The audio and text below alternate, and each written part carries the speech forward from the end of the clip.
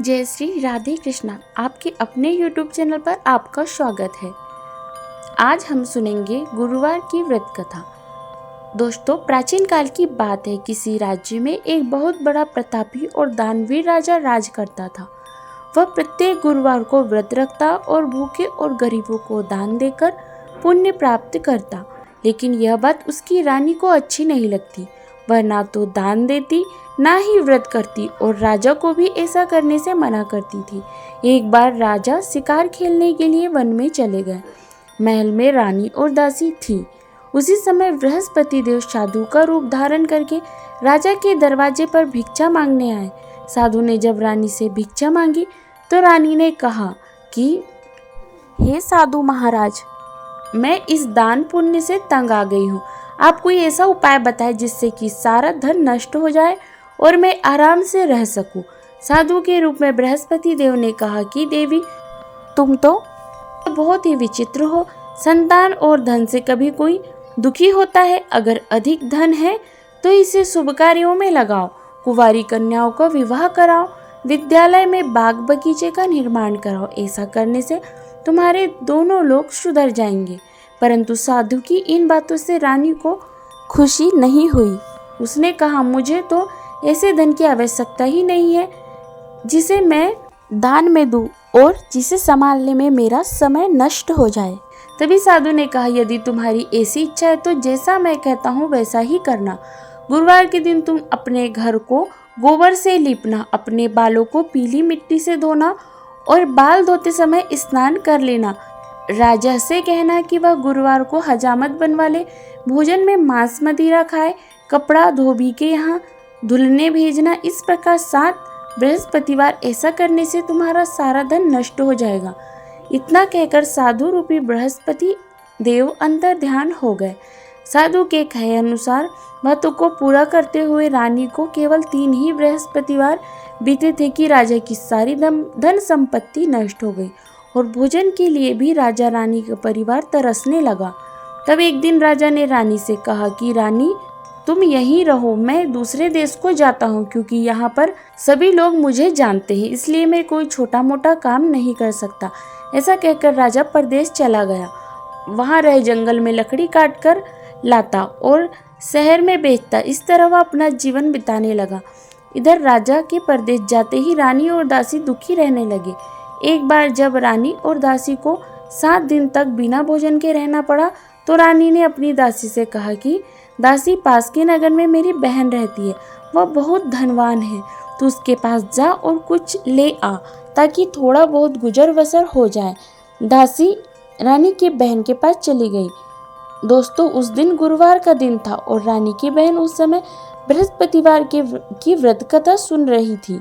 दासी ने रानी की बहन को अपनी रानी का संदेश दिया, लेकिन रानी की बड़ी बहन ने उसे कोई उत्तर नहीं दिया। जब दासी को रानी की बहन से कोई उत्तर नहीं मिला तो वह बहुत दुखी हुई और उसे बहुत क्रोध आया। दासी ने वापस आकर रानी को सारी बात बता दी। यह सुनकर रानी ने अपने भाग्य को बहुत कोसा, लेकिन उधर रानी की बहन ने सोचा कि मेरी बहन की दासी आई थी परंतु मैंने उसे नहीं बोला, और यह जानकर वह बहुत दुखी हुई।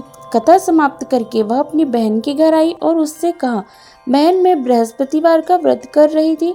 तुम्हारी दासी मेरे घर आई थी, परंतु जब तक कथा होती है तब तक ना तो उठते हैं ना ही बोलते हैं, इसलिए मैं कुछ नहीं बोली। अब तुम बताओ दासी, ये क्यों आई थी? रानी ने कहा, बहन, मैं तुमसे क्या छुपाऊं, हमारे घर में खाने को अनाज तक नहीं है। ऐसा कहते कहते रानी की आंखें भर आई। उसने दासी समेत पिछले 7 दिनों तक भूखे रहने की अपनी बात बताई। रानी की बहन ने यह सब जानकर कहा कि देखो बहन, भगवान बृहस्पति देव सबकी मनोकामना पूर्ण करते हैं। देखो, शायद तुम्हारे घर में अनाज रखा हो। पहले तो रानी को विश्वास नहीं हुआ, पर बहन के आग्रह करने पर उसने अपनी दासी को अंदर भेजा तो उसे सचमुच अनाज से भरा एक घड़ा मिला। यह देखकर दासी को बड़ी हैरानी हुई। दासी ने रानी से कहा कि रानी, जब हमें भोजन नहीं मिला तो हम व्रत ही तो करते हैं, इसीलिए क्यों न इसे व्रत और कथा की विधि पूछ ली जाए ताकि हम भी व्रत कर सके। तब रानी ने अपनी बहन से बृहस्पतिवार के व्रत कथा के बारे में पूछा। रानी की बहन ने बताया कि बृहस्पतिवार के व्रत में चने की दाल और मनुक्का से भगवान विष्णु का केले की जड़ में पूजन करें और दीपक जलाएं। व्रत कथा सुने और पीला भोजन ही ग्रहण करें। इससे बृहस्पति देव प्रसन्न होते हैं। उन्हें व्रत और पूजन की विधि बताकर रानी की बहन अपने घर लौट आई। 7 दिन के बाद जब गुरुवार आया तो रानी और दासी ने व्रत रखा। घुड़साल में जाकर चना और गुड़ भी ले आई। फिर उससे केले की जड़ और विष्णु जी का पूजन किया। अब पीला भोजन कहाँ से आया, इस बात को लेकर दोनों बहुत दुखी थी, लेकिन उन्होंने व्रत रखा था, इसलिए बृहस्पति देव उनसे प्रसन्न थे। इसलिए वह एक साधारण व्यक्ति का रूप धारण कर 2 थालों में सुंदर पीला भोजन दासी को दे गए। भोजन पाकर दासी बहुत प्रसन्न हुई और फिर रानी के साथ मिलकर उसने पीला भोजन ग्रहण किया। उसके बाद वे सभी गुरुवार का व्रत और पूजन करने लगी।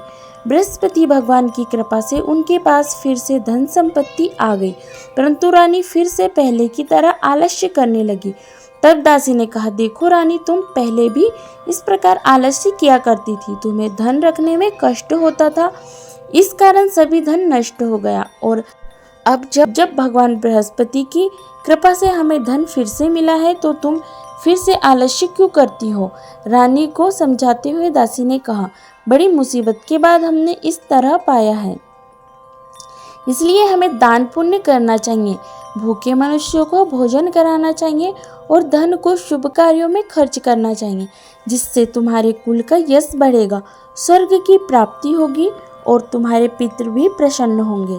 दासी की बात सुनकर रानी अपना धन शुभ कार्यों में खर्च करने लगी, जिससे पूरे नगर में उसका यश फैल गया। दोस्तों, यह थी बृहस्पतिवार की व्रत कथा। बृहस्पतिवार व्रत कथा के बाद श्रद्धा के साथ आरती करनी चाहिए, जिसके बाद प्रसाद बांटकर उसे ग्रहण करना चाहिए। यदि यह जानकारी आपको पसंद आई तो वीडियो को लाइक कीजिएगा, शेयर कीजिएगा और चैनल पर पहली बार आए हैं तो चैनल को सब्सक्राइब कीजिएगा और बेल आइकन को भी प्रेस कीजिएगा ताकि ऐसे ही वीडियो आपको मिलते रहे। धन्यवाद। जय श्री राधे कृष्णा।